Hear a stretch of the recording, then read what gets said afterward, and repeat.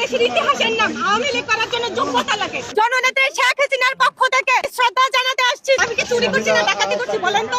এভাবে টেনে হিস্ট্রি নিতে হবে কেন? জননেত্রী শেখ হাসিনার সাজানো বাংলাদেশকে ধ্বংস করার চক্রান্ত হয়েছে, ষড়যন্ত্র চক্রান্ত হয়েছে, কোনো গণহত্যা হয়নি। আমি শেখ হাসিনার পক্ষ থেকে আসছি।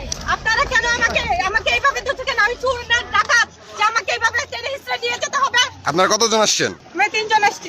বাদ বাকি 2 জন কোথায়? কেন আমি কি চুরি করছি না ডাকাতি করছি বলেন তো? এভাবে টেনে হিস্ট্রি নিতে হবে কেন? এটাই কি বাংলাদেশ? শ্রদ্ধা জানাতে আসছি 26শে মার্চ উপলক্ষে জননেত্রী শেখ হাসিনার পক্ষ থেকে। শেখ হাসিনা মানেই বাংলাদেশ ইতিহাসের নাম। শেখ হাসিনা মানেই ভালো কিছু, শেখ হাসিনা মানেই সুন্দর কিছু, ভালো বাংলাদেশ। আপনারা এখন যে বাংলাদেশ আছেন সেই বাংলাদেশে কি ছিলেন না? অনেক ভালো বাংলাদেশে ছিলেন। এখন সবকিছু ধ্বংস হয়ে গেছে, নষ্ট হয়ে গণহত্যা না ষড়যন্ত্র চক্রান্ত হয়েছে, কোনো গণহত্যা হয়নি।